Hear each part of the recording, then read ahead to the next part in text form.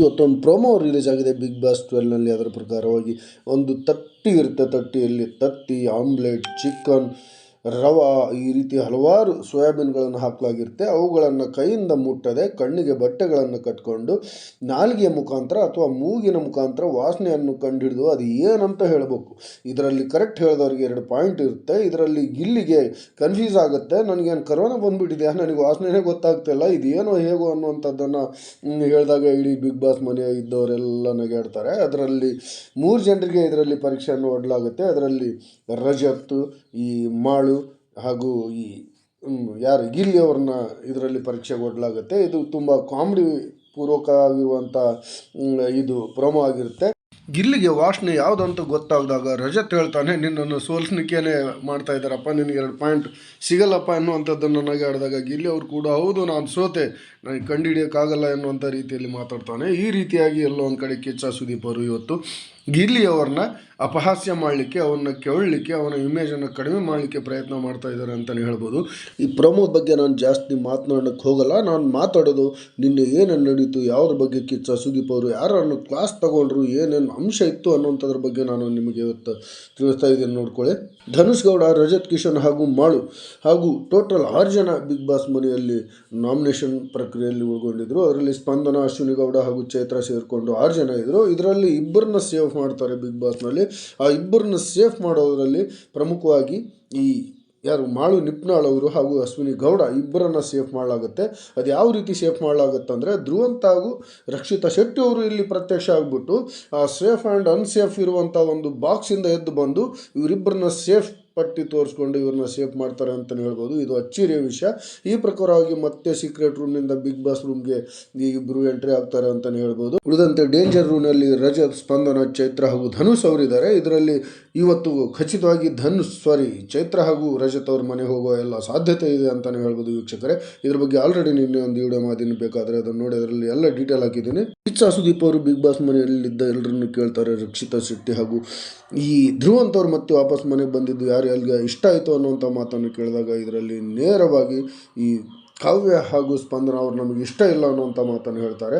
ಧ್ರುವಂತ್ ವಿಷಯಕ್ಕೆ ಬಂದಾಗ ಎಲ್ಲರೂ ಇಷ್ಟ ಇಲ್ಲ, ಧ್ರುವಂತ್ ವಾಪಸ್ ಬಂದಿದ್ದು ಅನ್ನುವಂಥ ಮಾತನ್ನು ಹೇಳ್ತಾರೆ. ಇಲ್ಲಿ ನೋಡಿ, ಕಾವ್ಯ ಹಾಗೂ ಸ್ಪಂದನ ಅವ್ರಿಗೆ ಏನು ಉರಿಯುತ್ತಂದರೆ, ಅವ್ರು ವಾಪಸ್ ಬಂದಿದ್ದು ಇವ್ರಿಗೆ ಇಷ್ಟ ಇಲ್ಲಂತೆ, ಹೋಗಿದ್ದು ಚೆನ್ನಾಗಿತ್ತಲ್ಲ, ಒಳ್ಳೇದಾಯ್ತಲ್ಲ ಅಂತ. ಈ ರಕ್ಷಿತಾ ಶೆಟ್ಟಿ ಇದ್ಮೇಲೆ ಇವ್ರದ್ದು ಏನು ಕೆಲಸ ಇರಲ್ಲ, ಇವರಿಬ್ಬರು ಮನೆಗೆ ಹೋಗ್ತಾರೆ ಬಿಡಿ. ಟಾಪ್ ಫೈನಲ್ ಅಂತ ಅವ್ರು ಬರೋದೇ ಇಲ್ಲ.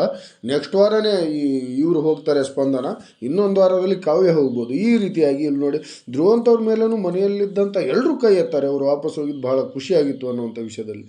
ನೋಡಿ, ನಿಮ್ಮ ಬಗ್ಗೆ ಯಾವ ಥರ ಇತ್ತು ಮನೆಯಲ್ಲಿ ಅನ್ನುವಂಥದ್ದನ್ನು ಅವರಿಬ್ಬರಿಗೂ ಕಿಚ್ಚ ಅವರು ಕನ್ವಿನ್ಸ್ ಮಾಡಿಕೊಡ್ತಾರೆ. ರಕ್ಷಿತ್ ಅವರು ತಾನೇ ವಾರಕ್ಕೆ ಚೇಂಜ್ ಮಾಡ್ತೀನಿ ತನ್ನ ಒಪಿನಿಯನ್ ಅಂತ ಹೇಳ್ತಾರೆ.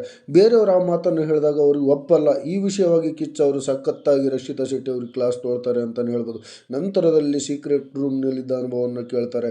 ಅಲ್ಲಿ ನನಗೆ ಇಷ್ಟನೇ ಇಲ್ಲ ಸಾರಿ, ಧ್ರುವಂತ್ ಅವರು ಒಳ್ಳೆ ಕಮಂಗಿ ಥರ ಆಡ್ತಾನೆ, ಒಳ್ಳೆ ವಿಲನ್ ಥರ ಆಡ್ತಾನೆ, ಹಿಂಗಿರ್ತಾನೆ, ನೀವು ಬಂದಾಗ ಮಾತ್ರ ನಗ್ತಿರ್ತಾನೆ, ಬಿಟ್ಟರೆ ದೊಡ್ಡ ವಿಲನ್ ಥರ ಬಿಹೇವಿಯರ್ ಮಾಡ್ತಾನೆ, ಯಾವುದಕ್ಕೂ ನಾಲೆಜ್ ಇಲ್ಲ, ತನಗೊಂದು ಅವಕಾಶ ಸಿಕ್ಕಾಗ ಸೇಫ್ ಆಗಬೇಕು, ತನ್ನ ಪರವಾಗಿ ನಿರ್ಣಯಗಳನ್ನು ಮಾಡ್ಕೋಬೇಕು ಅನ್ನುವಂಥ ಜ್ಞಾನವೂ ಇಲ್ಲ, ನಾನು ಹೇಳಿದ್ರು ಕೂಡ ಒಪ್ಪಲಿಲ್ಲ, ಹಾಗಾಗಿ ನನ್ನ ವಾದಕ್ಕೆ ನಾನು ಕಟು ಬಿದ್ದು ನಾನು ಎಲ್ಲ ನಿರ್ಣಯಗಳನ್ನು ಮಾಡಿದ್ದೀನಿ ಅನ್ನುವಂಥ ಮಾತನ್ನು ಕೂಡ ರಕ್ಷಿತಾ ಶೆಟ್ಟಿ ಅವರು ಹೇಳ್ತಾರೆ. ಇಲ್ಲಿಗೆ ರಕ್ಷಿತಾ ಶೆಟ್ಟಿ ಅವರಿಗೆ ಸಿಗಬೇಕಾದ ಕಿಚ್ಚನ ಚಪ್ಪಾಳೆ ಮಿಸ್ ಆಗಿಬಿಡ್ತು ಅಂತಲೇ ಹೇಳ್ಬೋದು.